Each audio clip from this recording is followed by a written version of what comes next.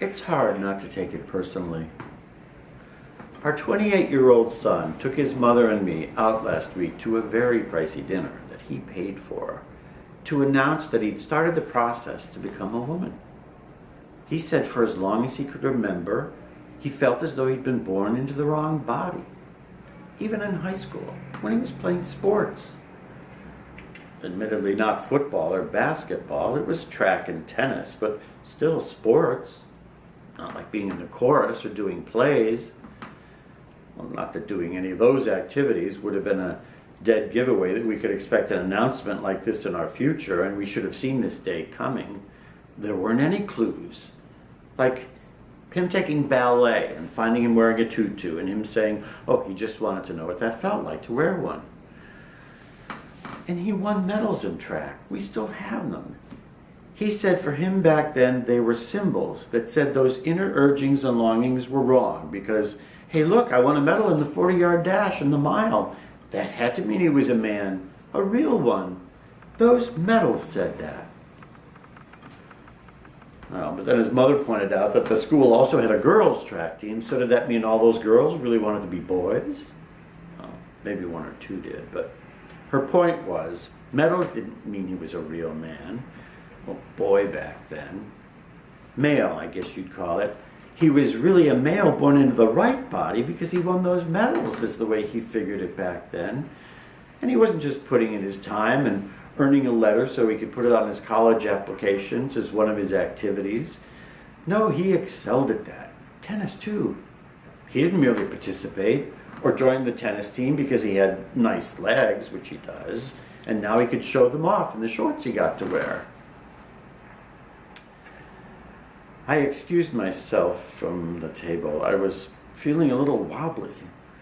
I looked at my wife, who was handling this so well. I thought, what a champ.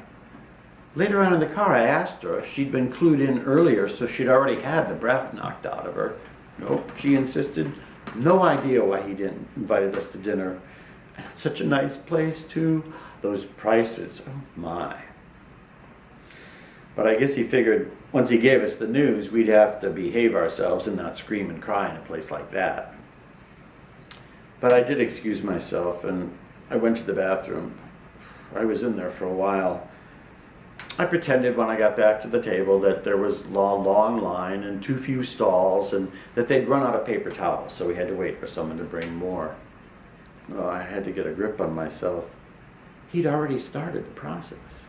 Hormone shots and been in counseling, so it was like that plane had already taken off and wasn't still at the gate. He could get out. No, he was airborne all right and really excited, like he was when he came back from those track meets with the medals. Excited and happy and kind of surprised at what he'd done coming in first. I went to the bathroom because I thought the news was going to make me sick, and I didn't want to do that at the table. Then I wasn't, which is why I was in there for so long. I kept thinking, had I been such a terrible man in his life that he couldn't stand to be me? What had I showed him so far about being a man in his life that he wouldn't want to be one? I stopped looking for any signs he might have displayed over the years that would have prepared us for the news and started to look back at how I'd been as a man.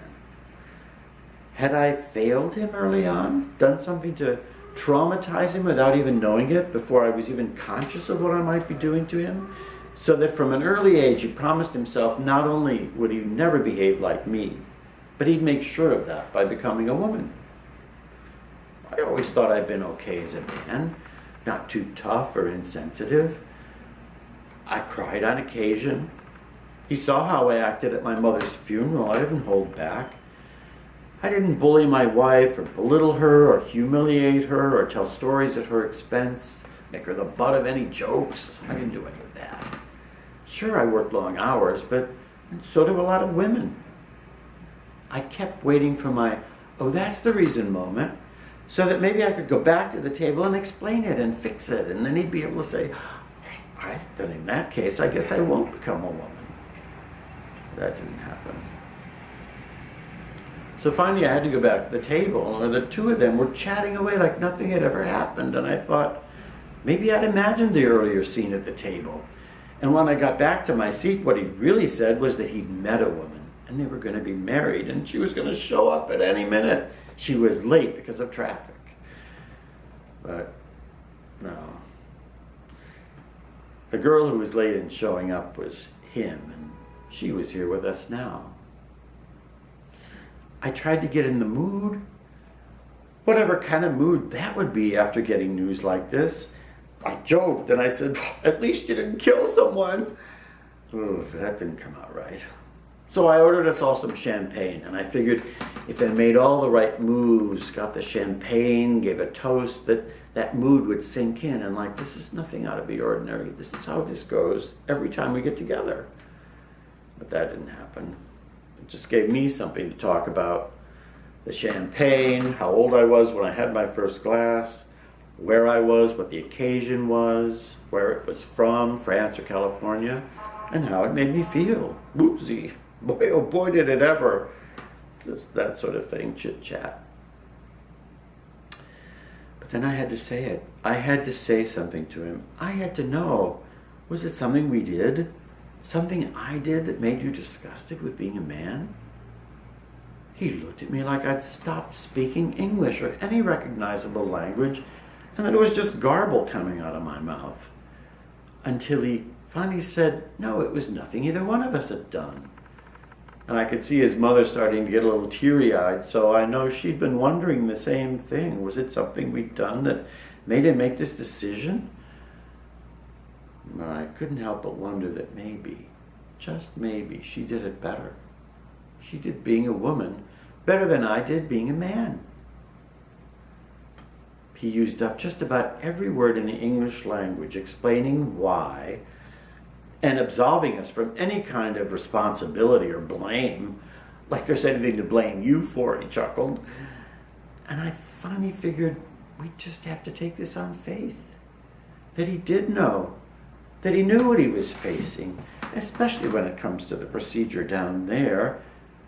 And when I looked at him again, and he knew, he said he didn't tell us sooner because he knew it would be a jolt. Yes, it would. And he didn't want to get us all stirred up and maybe confused and then excited, and then he'd change his mind. And he figured he could tell us now because it did feel right. It wasn't just an intellectual concept, but was now a reality. But I could see a difference in his face. There was a softness there that hadn't been there before, even when he was a teenager. He said he could hardly wait to wake up every day to see the changes, even if they were minute. He's taking his sister and her husband out next week, and depending on how they do with the news, taking their kids out the week after. The kids haven't known him as long as we have, so it might be easier for them. Plus, I don't think they're much going to care as long as they keep getting those great gifts he's given them over the years for Christmas and their birthdays and for this and that, just because. He's probably already trying to butter them up, getting them on his side. Well, not that there is a side to take in this. There's only one side, his side. Because I always want him to take my side. And I know he's always been on my side. There are times in your life you don't have a choice. You don't get to pick. Plus with this, maybe I'll find things about myself I never knew existed. Thoughts I never knew I had. He's already informed everyone he works with what was going to happen. Took them all into the conference room. One of them burst into tears when he gave them the news. But she said she was so afraid because he was being so serious that he was going to announce that he had some terminal illness and only had a few weeks to live. And given what he did say, this was much better news. It's also helped that he's taking my mother's name for his. He said he didn't even have to think about it. He just knew what her name was going to be. Well, that's the only part my wife's had a problem with. She keeps asking, why isn't he taking my mother's name? And she picks the past apart, looking for some reason, some excuse for something that Grandma Evelyn did that made him choose Grandma Margaret over her. But I know how she feels. It's hard not to take it personally.